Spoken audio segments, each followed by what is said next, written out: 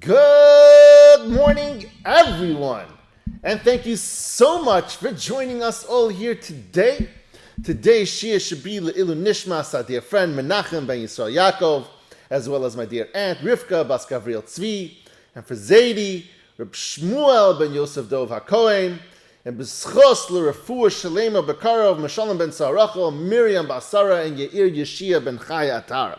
Today, we are on page 221 in the Or HaVigdor, for those who are following along.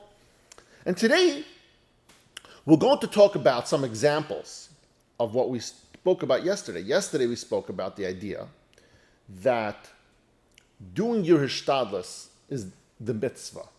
You got to do your part. But at the same time, you got to remember two things. First of all, that it's not in your hands. Don't think that your sweat, your brains, your ability, or whatever you did is what's making your success happen. And secondly, we have to remember that no matter what you do, it has nothing to do with your outcome. That Hashem is going to provide you with what you deserve, what He wants you to have, whatever it is. But at the end of the day, you still have to do your part. And we said yesterday that there was this struggle.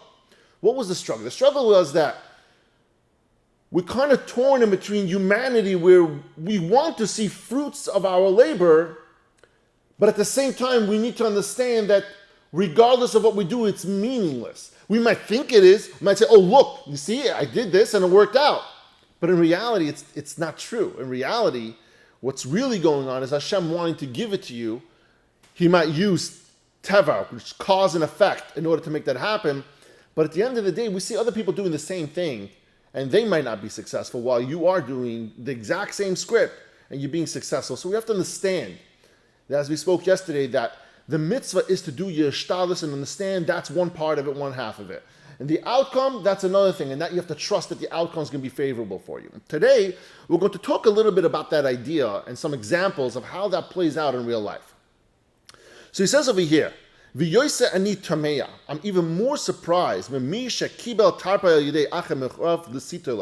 someone receives his livelihood through someone who was forced to provide it to him.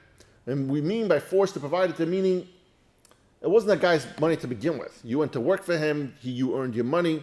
And what happens is, and yet the recipient humbles himself to the other person, flatters him, and praises him, meaning somebody helps you. Someone gives you something, forcibly or not, doesn't matter. And at the end of the day, what you do is, thank you so much. Reb Elia, I really appreciate it. It means so, without you.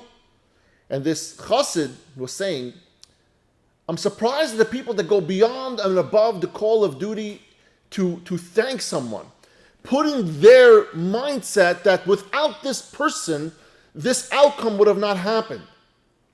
And that's what Rav Av is saying over here. Your hishtadlus is to say thank you. Your hishtadlus, though, is not what's really making it happen. This person gave you money. This person gave you a job. This person, helped you out, whatever it was. But the thanks doesn't belong to him. But that's what he's saying we have to juggle over here. Yes, you say thank you to the person, but not profusely, not in a way where you're like, oh my God, without you, it wouldn't have happened. You have to say it only would have happened with Hashem because Hashem wanted it to happen. And that's the juggling that you're doing over here. And he brings the case over here of thanks. So when you give thanks, he gives another example. Rav Av says, you go onto a bus. The bus driver opens up the door to the bus. You say thank you to the bus driver because that's the polite human thing to do, is to say thank you. Now, if you go ahead and you are, let's say the bus driver opens the door for a bunch of people, not just you, you still thank the individual. You still thank the bus driver. Why? Because that is the polite human thing to do. But this bus driver didn't open up the door just for you, but it just happened to have been it was open for you, so you thank the guy.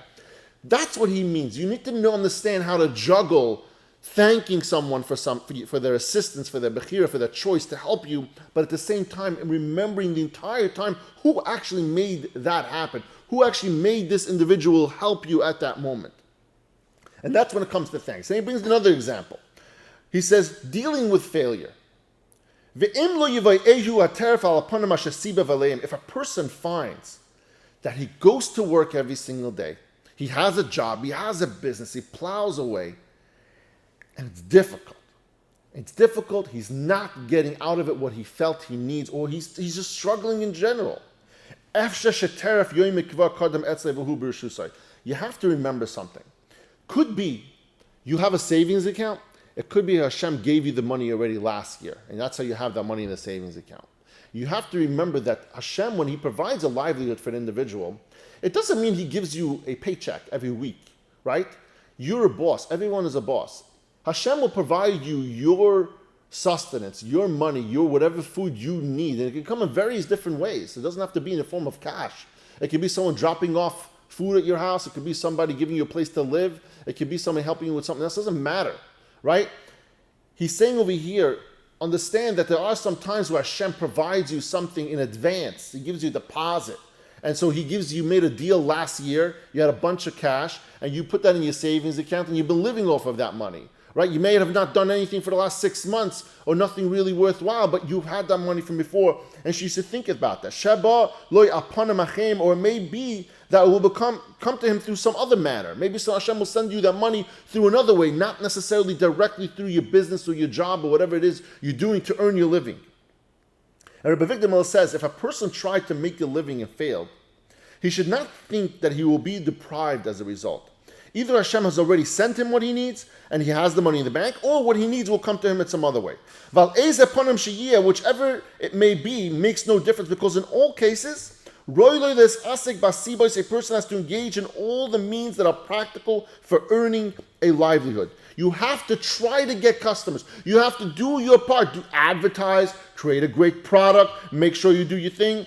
A person has to do everything humanly necessary to make business happen, to get a job, to work, to keep your job, to do good at your work. You are responsible to do that, because that is your mitzvah of hishtadlus, and that's the point he's making. But at the same time, don't lose sight of the idea and the concept that Hashem is the one who's carrying that. Hashem is the one who's making that happen every single moment. He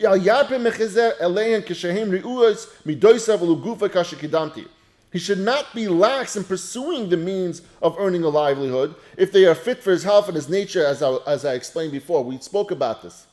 It says over here, when you go to work, I know it's tough, especially when things are not going well. It's so difficult for a person to wake up every morning on time, go daven, go learn, and go to work. It's so much easier to just sit home and sulk and do nothing, because you're like, why should I go today? It's going to be the same like it was yesterday, the same like it was last month. It's nothing going on. There's no work. It's slow. It's quiet. I can't pay my bills. Why bother? And you see, that's the important part over here we have to understand.